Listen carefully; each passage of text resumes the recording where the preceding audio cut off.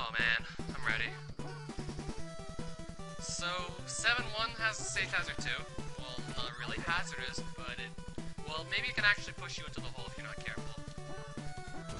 So you have to go left, but the wind is pushing you right. Not to mention there's a lot of enemies here too, so you really have to be careful with where you jump, not get hurt. Even sometimes you still can't hit them if you just, like, do your attacks wrong.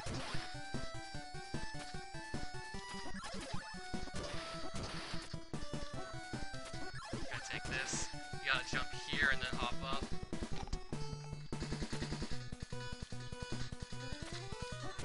Here. Yeah, this thing's gonna attack me. If I jump here. Oh, and I get hit, of course.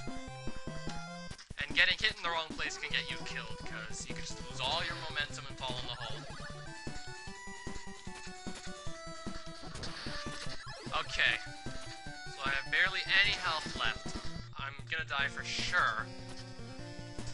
Unless I can get more spirit points for my fire wheel. Now we're in 7-2. And here, they give you a full refill, so you want to go for that. Okay, I can't get onto this wall. I got the fire wheel, come on.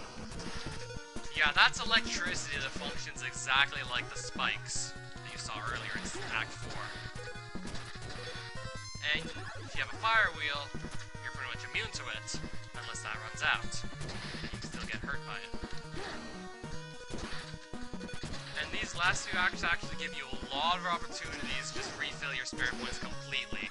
And I just picked that thing up by accident, jumped into the enemy, thinking I still had the fire wheel, but didn't, so I died, and now I'm back at 7-2A, because you don't go back to 7-2B, because this is Ninja Gaiden 1 and 2. I mean, I wanted to have that, because that would have made things a lot easier. So if you jump into the electricity, you're gonna lose 6 health, I'm sure. I think it was 6. I mean, if 6, yeah, it was 6. That's still a lot of health, so you really don't want to hit that.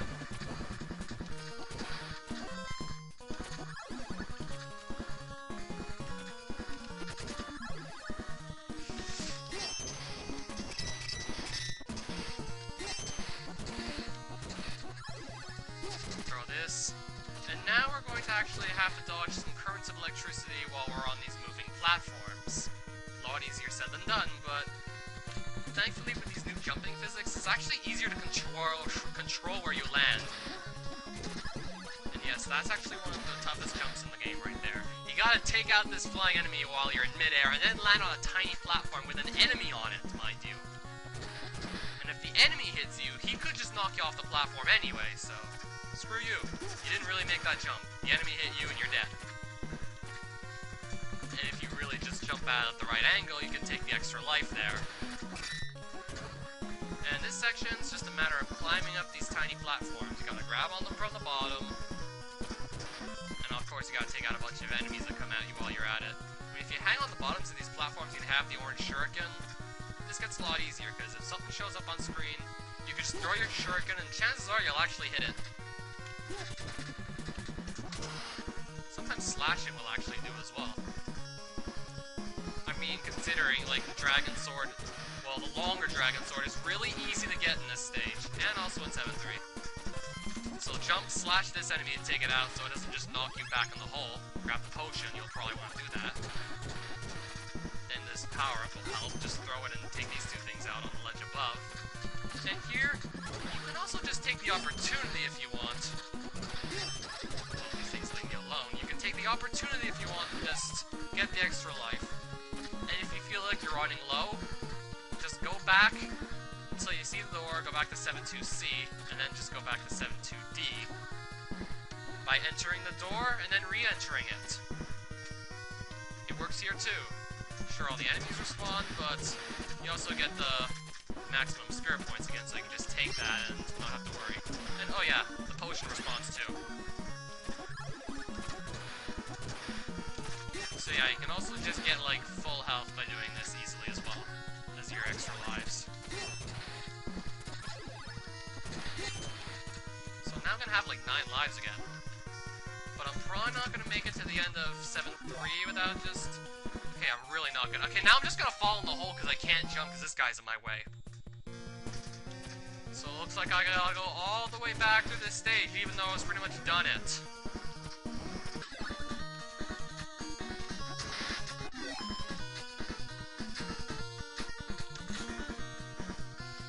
And there we go. The door to 7-3 was literally just a few feet away. And yes, these spikes again. And the same music you heard in Act 4 too. Just in case you needed both those elements from this level again. Not a dragon sword extension, but it doesn't really do anything because I already have it. You can't get like an even longer sword than you already have. It doesn't work like that. So what else can I say about this stage? You actually have to be patient, and you'll probably find yourself spending a bunch of time waiting for these spikes to just retract so you don't get hurt by them. And oh god, this room is probably one of the most evil in the entire game. So what you want to do here, because these blocks that you see to the right of me are actually just going to disappear once I jump off them. So what you want to do is jump to like the second one, take this guy out, turn left, take this guy out, then in midair you slash and jump this guy. I mean, you jump and slash this guy. Otherwise he's just going to hit you and you're just going to lose momentum and fall in the hole. Here, make use of your up-down blades. Or you can also wait for this thing to just go off screen. Yeah. I mean, if it doesn't use, then... And this thing, you just jump in the air and slash it. I don't even know what to do to avoid all these things. I usually always get hit at least once there.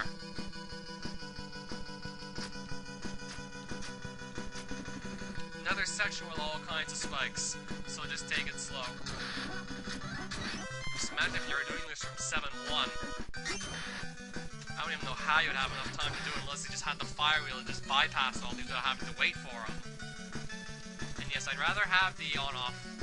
I mean the up-down blades. I play way too much Super Mario attacks.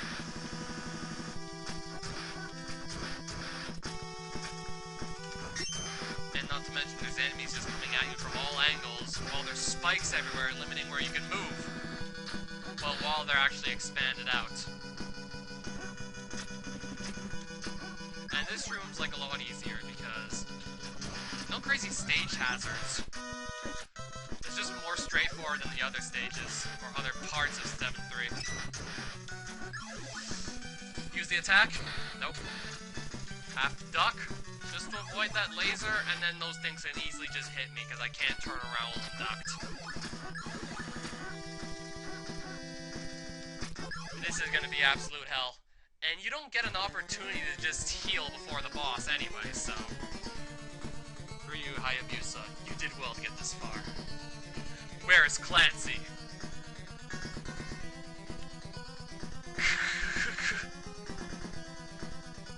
You're Clancy? Correct. Look at this body full of super life power. He looks hideous! And he's probably powerful as shit too. Listen carefully, Ryu. I want to protect the Earth from humans.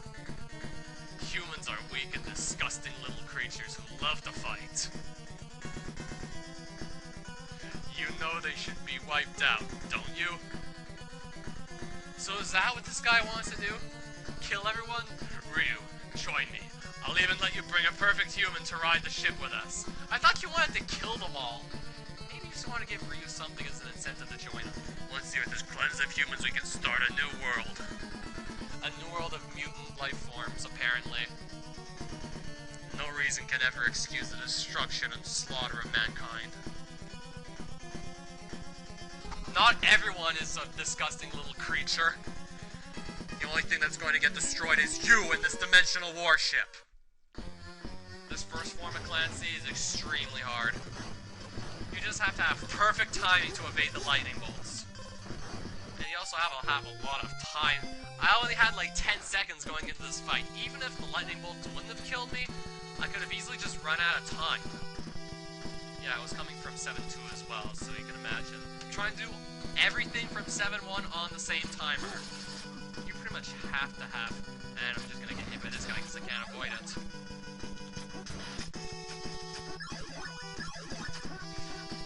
I got a little above half health now. Let's try this again.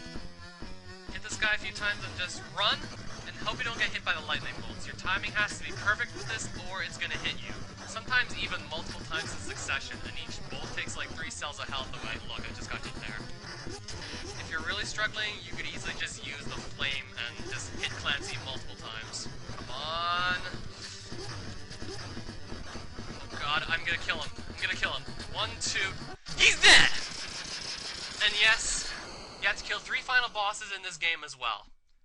But the good news is, once one form of the boss is dead, it stays dead. Unless it... Well, if you lose all your continues and have to restart the game. If you lose a continue, it's still gonna be dead. And, oh yeah, this form of the boss is super easy.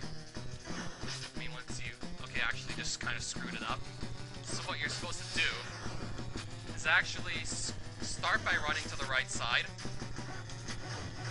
and slashing at this thing's head. You can jump on the wall just to dodge all the particles. It just has rise to one of its hands, and then slash. Just run in whatever direction you need to dodge the balls of energy that it shoots you with.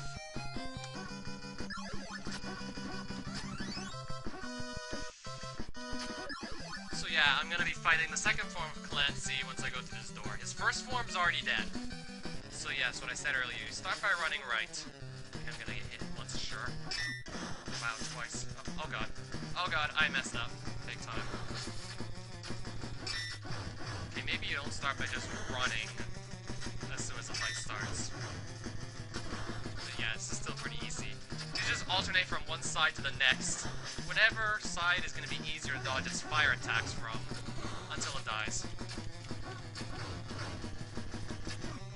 Oh, crap. Die!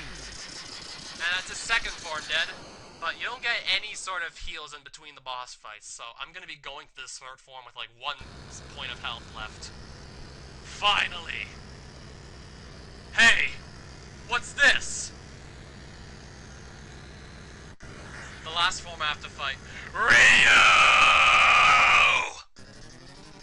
And now I have to fight this giant war mech that just kills me as soon as I touch it because I screwed that up. That's not what you're supposed to do at all.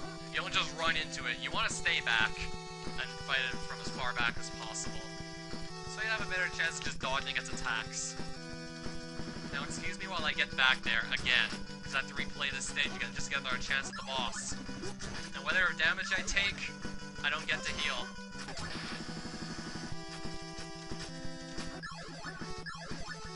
Alright, back to the warship. So what you want to do here is just stay back. As soon as this thing rises further around, just step back a bit. And take time to figure out what its attacks are. It's going to shoot blades. It's going to shoot laser beam blades. And just shoot little lasers that just bounce diagonally across the screen and then bounce off the ground. Okay, even staying back, I'm getting hit. So if you have a lot of spirit points, you could actually just use the flame. Chances are you can easily hit the ship like this. I'm missing, because it's not like at the right angle. So you can just stay back and dodge its attacks, and, well, you gotta get up close to hit it, but that could actually put you in the way of one of its attacks. And even there, I'm getting cornered.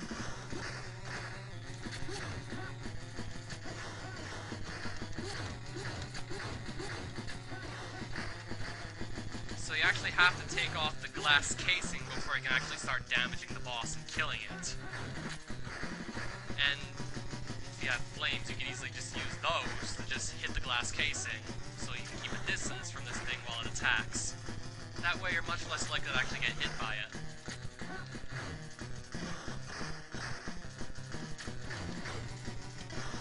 So just wait for a good timing to slash it, so that you don't get hit while you're trying to attack it, and then this phase of the fight's gonna start.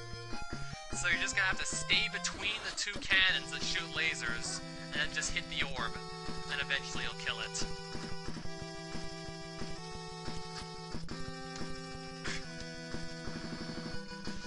Slash. Get off the wall.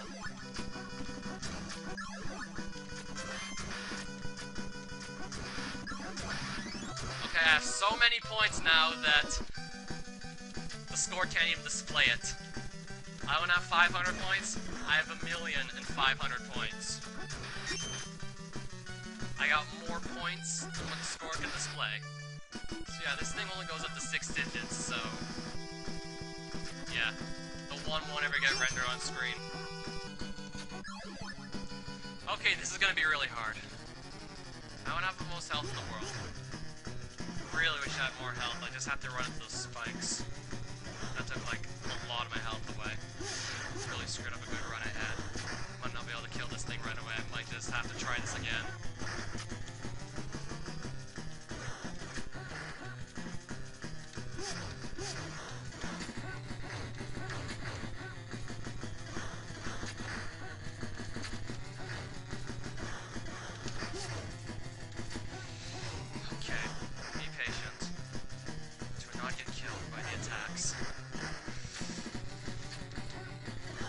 Last casing is still on.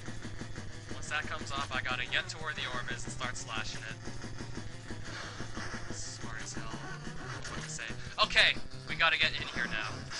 And just... try not to be too focused with slashing. You still gotta move around, dodge all the lasers, but... if you know what you're doing, you should be fine. Come on, come on, oh come on. Aim the right way, no, jump! It's dead! And I've just beaten the entire NES trilogy of Ninja Gaiden. And got 1,000,000 points on Ancient Ship of Doom. It is done. This game's done. Trilogy's done.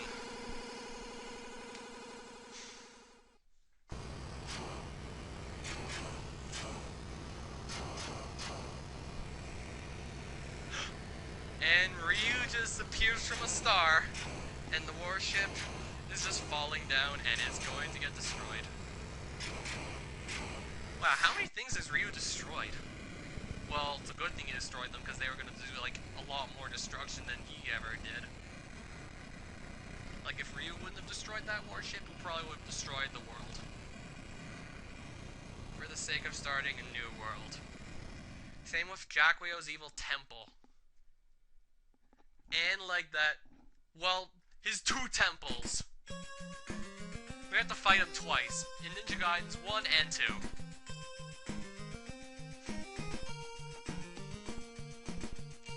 And there they are, the lovely couple. This is the end of Clancy and Foster and their sinister plan. I'll never understand why people make and pursue evil plans until they wind up dead. They're so greedy, ambitious, they don't care that they could die. Humans are always striving to achieve. All of creatures living on Earth, in all worlds, can never be just a part of someone's plans.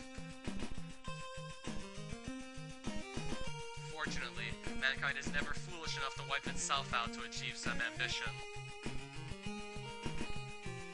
Well, it certainly tried with the World Wars. Back at the time, you actually thought it would wipe itself out with, like, the rate of how many people are dying. Being with you again like this makes me want to thank all the living beings in the world. That's my one desire. A new day is about to begin.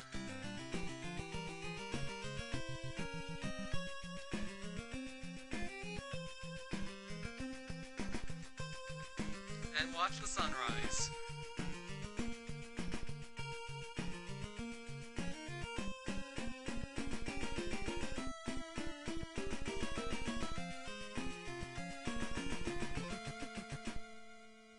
Some really upbeat music. Ninja Gaiden 3. Team Ninja 3. A team of sadistic bastards who just want to punish people for simple deaths, which they will die numerous of. Story. M. Akama. Okay, they got Runmal back for this game. I don't think he worked with them in 1. I know he was there in 2. BFR Jun K. Tomita. Yeah, speaking of artwork, this game has some amazing artwork too. Like, holy crap, Stage 7-3. Never seen anything like that in a while. Action Unit Crew. Ah, there's Foster again. And Clancy. Artwork. Onager, and Takehara and BFR. Program work. Nobody. So, how the hell did this game come to be finished then if nobody was programming it? There is some secret not even Tecmo is telling us. I want to know more. Sound unit crew. Music composer, Mia. And Nakabai and El Shigeno. Okay, maybe the name of the person who programmed was called Nobody. Like, they had to have had some programmers here. Director, Moriyama-san. I wonder if we're gonna have Fall here in the credits again. Special thanks to H. Ijima. Executive producer, H. Yoshizawa. And there's that mutant getting shot again. Audiovisual copyright 1991 Tecmo Limited. All rights reserved? Aw, no Fall. I guess they couldn't get him to work on the third game. I don't know what happened. So, yep, that's Ninja Gaiden 3. Holy fuck, this probably has to be the hardest game in the entire series. I mean, considering your jump physics are different, especially if you were playing 1 and 2 a lot before, these jump physics could actually screw you over, because you're not used to just rising and falling as slowly as you do in this game, which didn't happen in the first two. I mean, sure, that actually helps you with precise platforming, like those moving platforms in Stage 4, and like that one set of them in 7-2, and then the other set where you're going up that vertical section like 7-2C. But still, I can imagine not being able to move as fast while you're in the air would leave you open to actually getting hurt more often. Speaking of which, you actually take a lot more damage in this game too. You take 2 points for damage minimum, and you still have like 16 points of health, so that stacks up quickly with the same posted invincibility after the first 2 games, which is like almost none. And not to mention, game overs actually matter in this game. You have limited continues. Get 5 game overs, and you redo the entire game from Act 1. Even if you got to, like, the final boss, you still have to redo everything. I mean, no, it's just not like the first 2 games. Well, I mean, the first one sent you back at Stage 6. Like, that was by far the most ridiculous thing in that game, but this actually takes up a notch. I mean, you get sent all the way back to the beginning of an act if you get a game over, but only if you get a game over. If you have lives left, you're gonna go back to like 7-3 if you died somewhere in there, or maybe 7-2 if you died in there, but like not 7-1 if you died a boss. And you wanna know what the real kick in the pants is? The Japanese version, from what I heard, had unlimited continues. They had a password system, so you could actually just jump to a later stage if you decide to take a break from playing and turn the machine off. And you took less damage from enemies. So yeah, again, the American version of Ninja Gaiden 3 is harder than the Japanese one for some messed up reason. Like, I don't know why they do this. What went on in their heads when they decided to take all the good stuff out? So people would suffer more. All I know is, I still stepped up the challenge and eventually beat it. And now, that's pretty much all of the NES trilogy of Ninja Gaiden.